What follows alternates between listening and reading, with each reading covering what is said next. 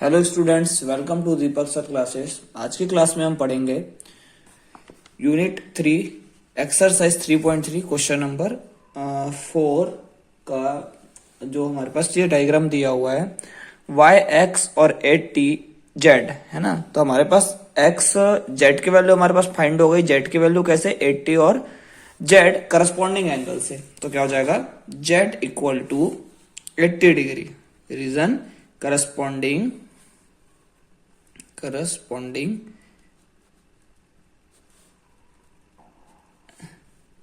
Angles. ठीक है, फिर हमारे पास x plus 80 equal to 180 degree हो जाएगा। x plus 80 degree equal to 180 degree. क्यू adjacent angles in a parallelogram is supplementary. ठीक है,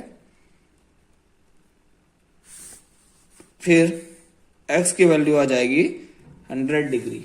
ठीक है, देन y इक्वल टू क्या हो जाएगा, एंड y इक्वल टू हो जाएगा हमारे पास 80 डिग्री। क्यों? क्योंकि opposite angles are equal in parallelogram. ठीक है, अपोजिट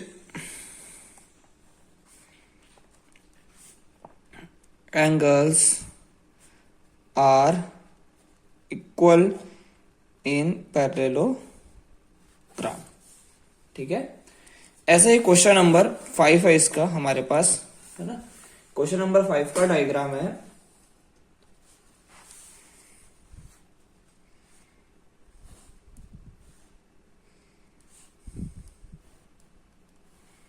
ठीक, यहाँ पे हमको क्या क्या दिया हुआ है, एक एंगल दिया है 112 डिग्री, है ना।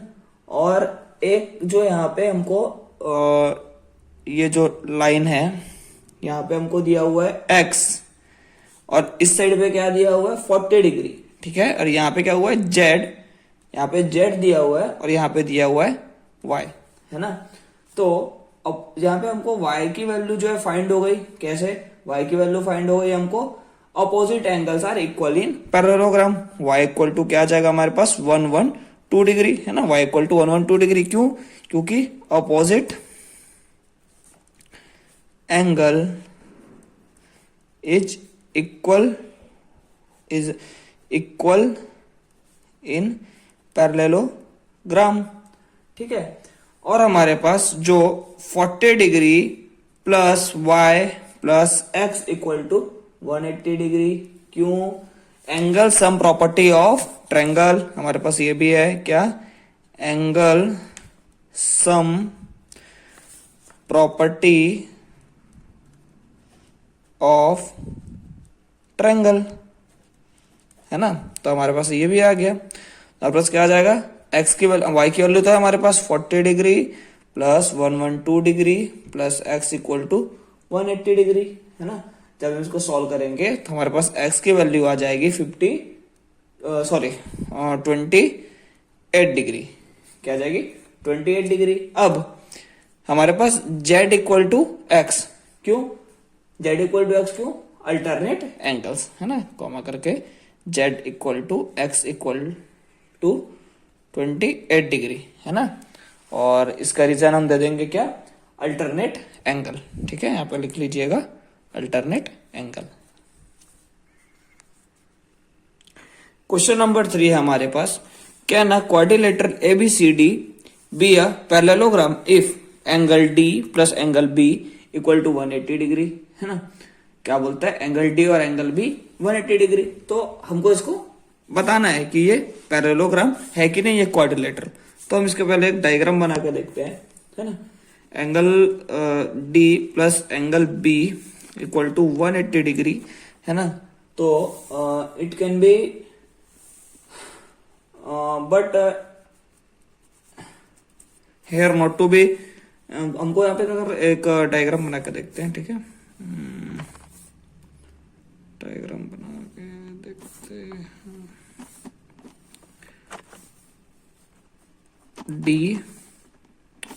डी बी क्या है 180 डिग्री एंड ये क्या है, ए सी, है ना।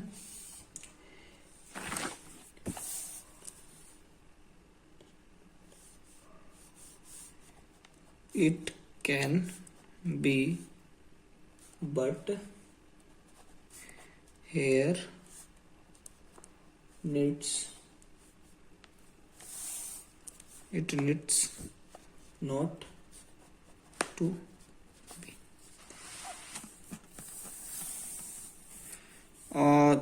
दूसरा क्वेश्चन हमारे पास,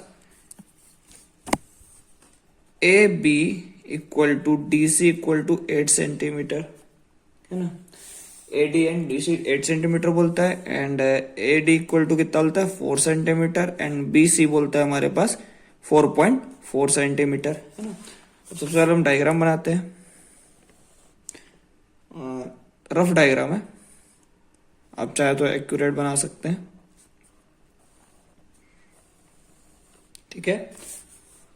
A B C D, A B D C हमारे पास क्या है 8 सेंटीमीटर, 8 सेंटीमीटर, एंड जो ये है 4 सेंटीमीटर, एंड ये 4.4 सेंटीमीटर, ठीक है। तो हमारे पास इसका आएगा कि ये जो क्वाड्रिलेटरल है ये पैरेललोग्राम होगा कि नहीं, तो ये नहीं होगा, नो, ठीक है। उसका रीजन हम बता रहे हैं, in this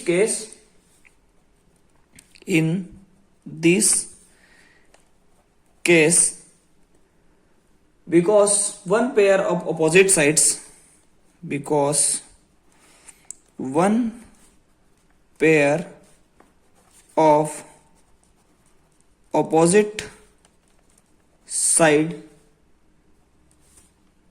are equal to,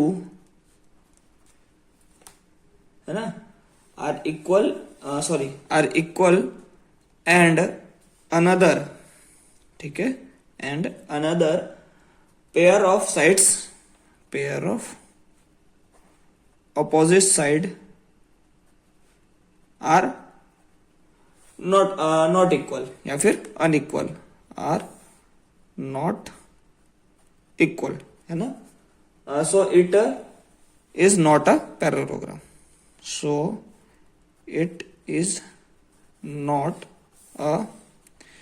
parallelogram, ठीक है। मतलब अगर एक क्वाड्रिलेटरल है, इसमें दो साइड्स अगर इक्वल हैं तो दोनों इधर के भी दोनों साइड्स अपोजिट साइड्स क्या होने चाहिए, इक्वल होने चाहिए, तब ये पैरेललोग्राम होगा। इस चीज को हमने यहाँ पे क्लियर लिख दिया है कि in this case because one pair of opposite sides are equal and not and another pair of opposite sides are not equal, so it is not a parallelogram. Third में क्या बोलता है, angle A equal to 70 degree, angle C equal to 65 degree. तो यहाँ पे अगर हम एक ऐसा डायग्राम बनाए, रफ डायग्राम, तो यहाँ पे एक रफ डायग्राम बनाए जैसा भी, तो ए बी, है ना, सी और डी, ये क्या है 70 डिग्री और ये क्या है 65 डिग्री, है ना। अब ये अपोजिट एंगल्स है, वो इक्वल नहीं है, अपोजिट एंगल्स क्या है, इक्वल नहीं है, तो ये पैरेललोग्राम नहीं होगा, no, because opposite angles are not equal, ठीक है। इसके साथ ही हमारा क्वेश्चन नंबर 3 खत्म होता है, क्वेश्चन नंबर 3 खत्म हो गया।